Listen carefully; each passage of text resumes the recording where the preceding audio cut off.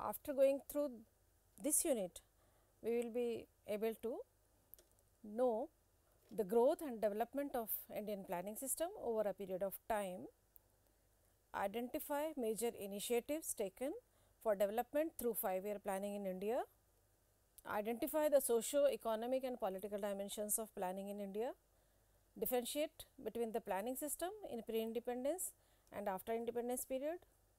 In this module, historical perspective of planning in India, our main focus would be to study the history of planning in India and see how the process of planning developed its roots in the country.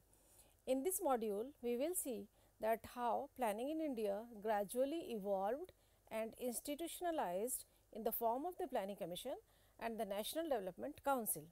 After that, we will study different phases of planning in India, the first 3 5-year plans, rolling plans and plans after adopting new economic policy. We will look at how the Indian state took up the challenges of the rapid growth in adverse circumstances.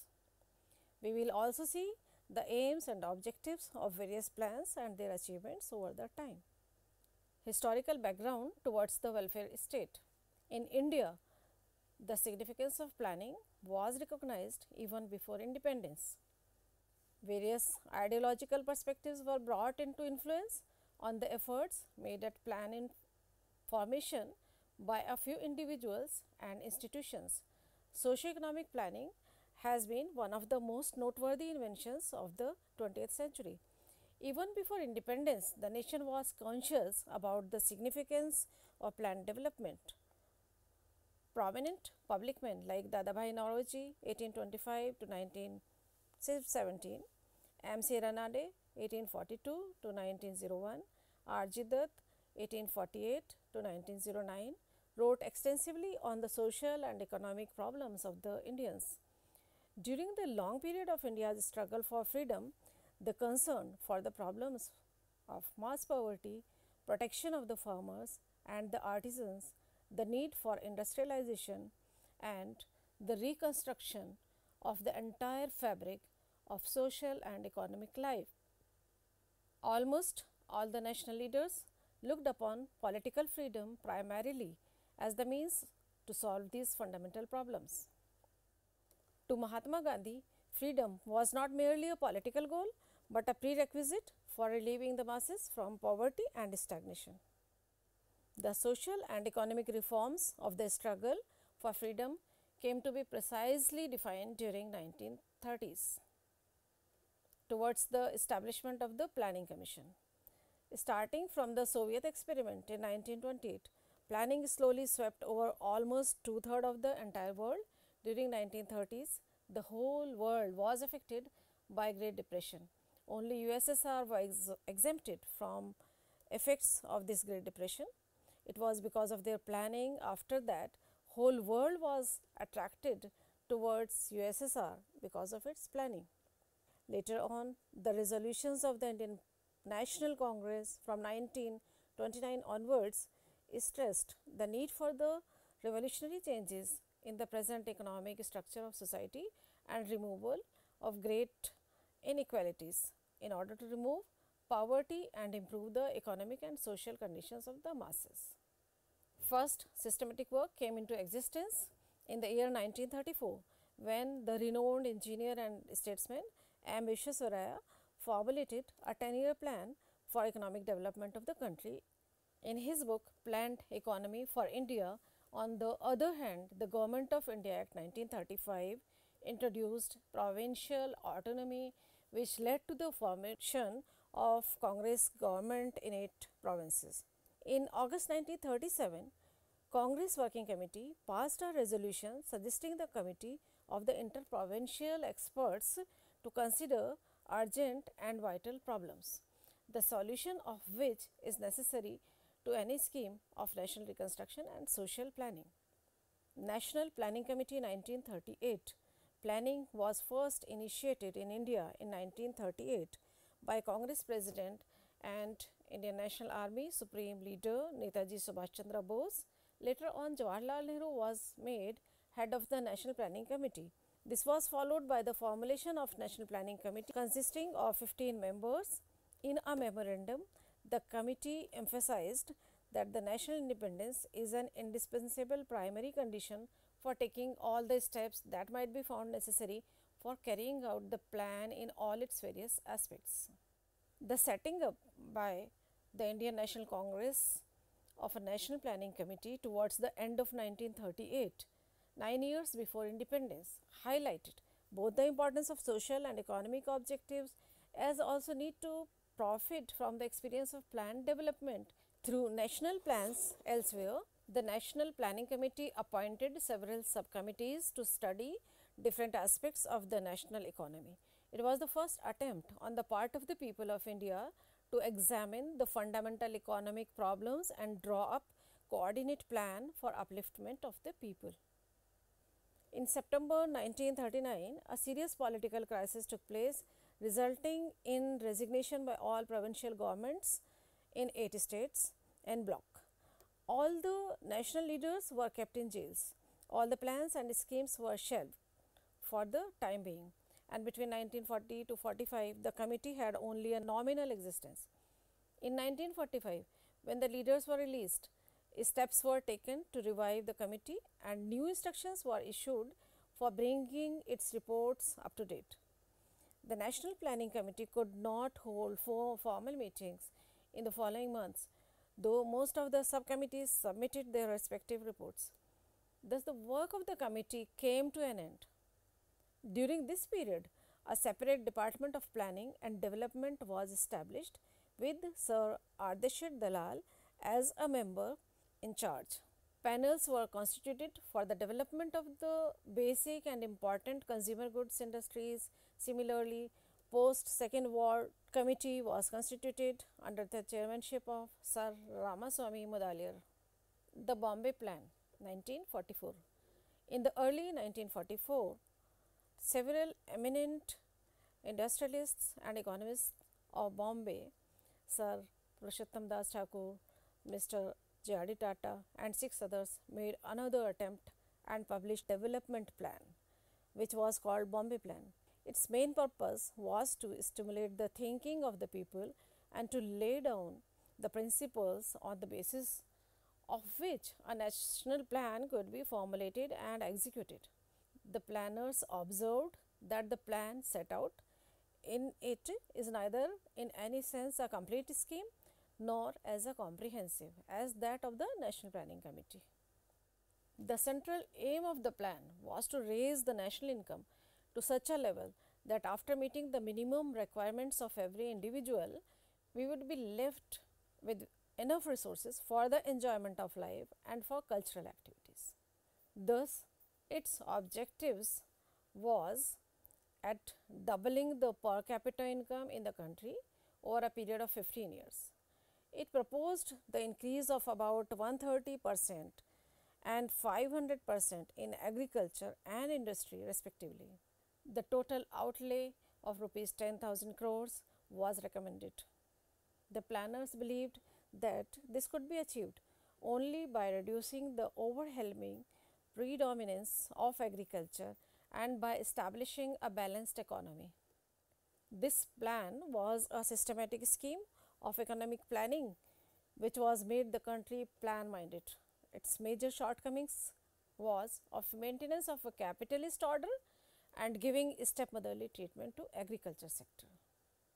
Gandhian Plan, 1944.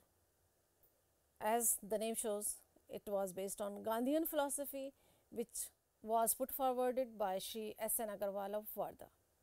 The outlay of the plan was estimated rupees 3,500 crores only, and it sought to set up a decentralized economy with self-sufficient villages and industrial production.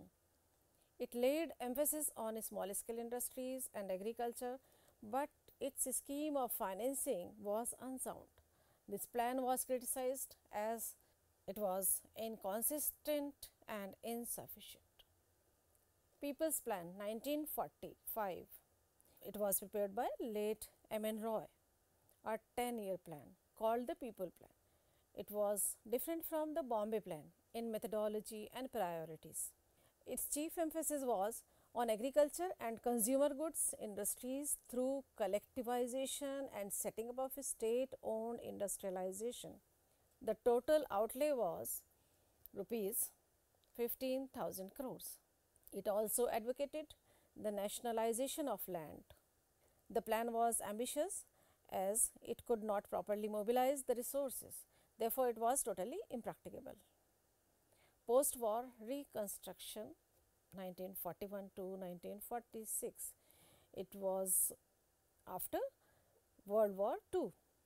The Government of India seriously considered the plans for the post-war reconstruction during June 1941 and appointed a reconstruction committee of the cabinet with the Viceroy as chairman and the members of the Executive Council as members. In June 1944, Planning and Development Department was created under a separate member of the Executive Council for organizing the planning work in the country. To assist the department, there was a Planning and Development Board consisting of secretaries and economic department.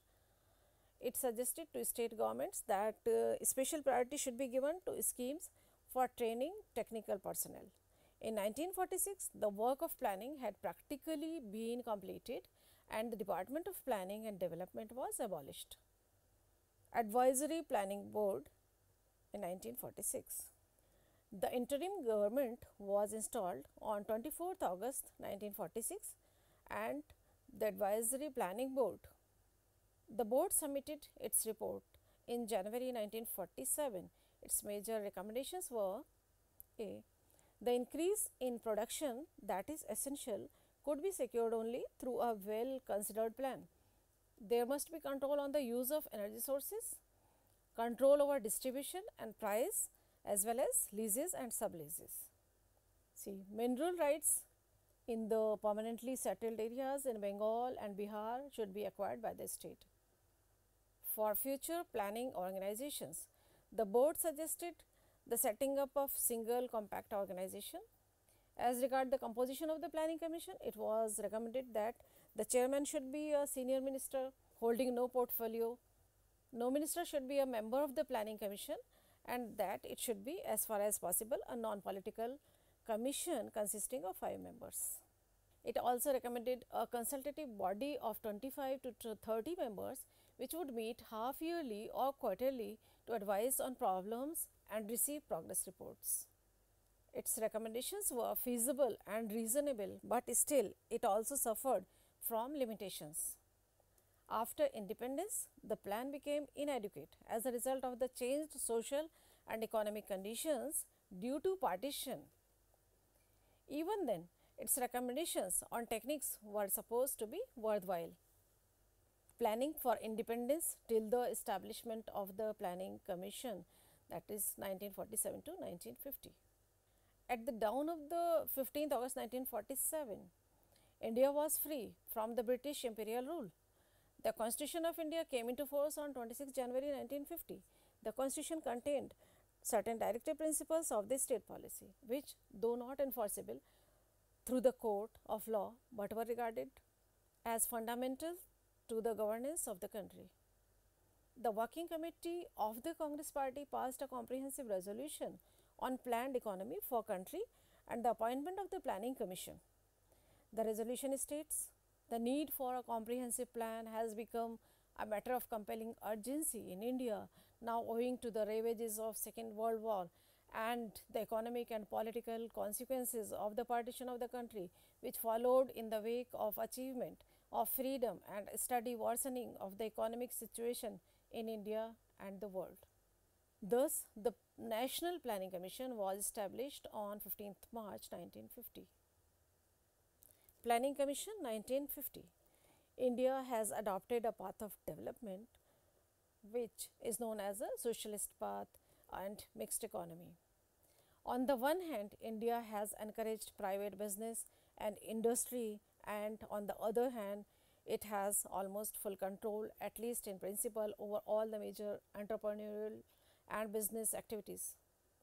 The Planning Commission was set up by a resolution of the Government of India in March 1950 in pursuance of declared objectives of the government to promote a rapid rise in the standard of living of the people by efficient exploitation of the resources of the country, increasing production and offering opportunities to all for employment in the service of the community. The Planning Commission was charged with the responsibility of making assessment of all resources of the country, augmenting deficient resources, formulating plans for the most effective and balanced utilization of resources, and determining priorities. It was entrusted with the work of economic and social development as envisaged in the preamble, the fundamental rights as well as directive principles of state policy of the Constitution. The National Development Council 1952. It is the apex body for decision making and deliberations on development matters in India, presided over by the Prime Minister. It was set up on 6th August 1952 to strengthen and mobilize the effort and resources of the nation in support of the plan, to promote common economic policies in all vital spheres, and to ensure the balanced and rapid development of all parts of the country. The Council comprises the Prime Minister, the Union Cabinet Ministers, Chief Ministers of all states or their substitutes, representatives of the Union Territories, and the members of the Planning Commission. It is an extra constitutional and non-statutory body. Indian 5-year planning. The first 5-year plan was launched in 1951 and two subsequent 5-year plans were formulated till 1965. When there was a break because of the Indo-Pak conflict, two successive years of drought, devaluation of the currency, a general rise in prices and erosion of resources disrupted the planning process, and after 3 annual plans between 1966 and 1969, the fourth 5-year plan was started in 1969. The central importance assigned to the public sector was assigned first articulated in the Industrial Policy Resolution in 1956 and subsequently documented in the second 5-year plan in 1956. The 8th plan could not take off in 1990 due to the fast changing political situations at the center, and the years 1990-91 and 1991-92 were treated as annual plans. The 8th plan was finally launched in 1992 after the initiation of structural adjustment in policies for the first 8 plans. The emphasis was on growing public sector with massive investments in basic and heavy industries, but since the launch of the 9th plan in 1997, the emphasis on the public sector has become less pronounced, and the current thinking on planning in the country in general is that it should increasingly be of an indicative nature. Summary of 5-year plans. In this table you will see plan and details of the plan. First plan 1951 to 1956, target growth was 2.1% and achieved growth was 3.6%. It was based on Harrod-Dummer model. Community development program launched in 1952. Focus on agriculture was given in this plan. Price stability, power and transport was given focus. It was a successful plan primarily because of good harvest in the last 2 years of the plan. Second plan 1956 to 1961, target growth was 4.5%, actual growth was 4.27 only, also called Mahalanobis plan, named after the well-known economist. Focus was rapid industrialization. Advocated huge imports through foreign loans, shifted basic emphasis from agriculture to industry far too soon. During this plan, prices increased by 30% against a decline of 13% during the first plan. Now it is the third plan 1961 to 66. Target growth rate was decided 5.6, but actual growth rate was 2.84. At its conception, it was felt that Indian economy has entered a take-off stage. Therefore, its aim was to make India a self-reliant and self-generating economy. Based on the experience of first 2 plans, agriculture was given top priority to support the exports and industry. Complete failure in reaching the targets due to unforeseen events, Chinese aggression 1962, Indo-Pak War 1965, severe drought 1965 and 66. After that, there were three annual plans 1966 to 69, and it was called also Plan Holiday for 3 years. Prevailing crisis in agriculture and serious food shortage necessitated the emphasis on agriculture during these annual plans. During these plans, a whole new agricultural strategy was implemented, it involving widespread distribution of high yielding varieties of seeds, extensive use of fertilizers, exploitation of irrigation potential, and soil conservation. During the annual plans, the economy absorbed the stocks generated during the third plan. It paved the path for the plant growth ahead. After that, there were fourth plan 1969 to 74. Target growth rate was 5.7, but actual growth was 3.30%. Slogan was given Garibi Hatao was in 1971. Emphasis was on growth rate of agriculture to enable other sectors to move forward. First 2 years of the plan saw record production. The last 3 years did not measure up due to poor monsoons. Influx of Bangladeshi refugees before and after 1971 Indo-Pak War was an important issue. Then fifth plan 1974 to 79. The target growth was 4.4%, actual growth was 3.8%. The fifth plan was prepared and launched by D.D. Dhar. It proposed to achieve two main objectives: removal of poverty and attainment of self-reliance. Then promotion of high rate of growth, better distribution of income, and significant growth in the domestic rate of savings were seen as a key instrument. The plan was terminated in 1978 instead of 1979 when Janata Party government rose to power. And there were rolling plan 1978 to 80. There were two sixth plans. Janata government put forward a plan for 1978 to 1983. However, the government lasted for only 2 years. Then Congress government returned to power and in 1980 launched a different plan. Sixth plan 1980 to 85. Target growth 5.2%, actual growth 5.66%. It was a successful plan. Period. Focus: increase in national income, modernization of technology, ensuring continuous decrease in poverty and unemployment, population control through family planning.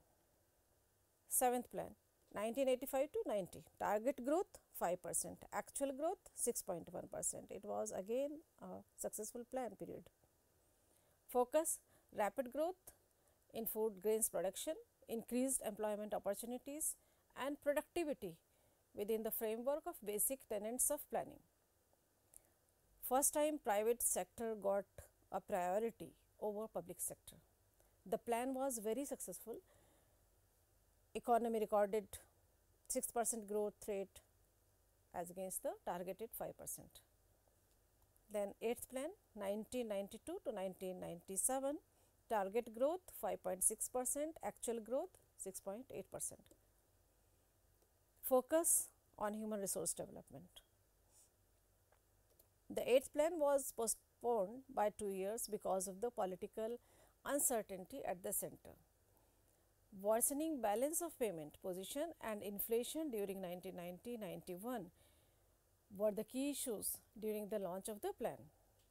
The plan undertook drastic policy measures to combat the bad economic situation and to undertake an annual average growth of 5.6%.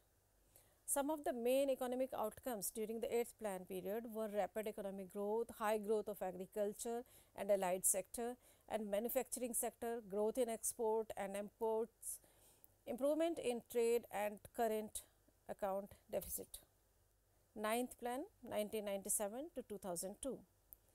The aim was growth with social justice. Target growth 6.5%, actual growth 5.35%. It was developed in the context of four important dimensions, that was quality of life, generation of productivity, regional balance and self-reliance. 10th plan 2002-2007. target growth was 8.1%, growth achieved 7.7%. In this plan, aim was double the per capita income in the next 10 years and to achieve 8.1% GDP growth rate.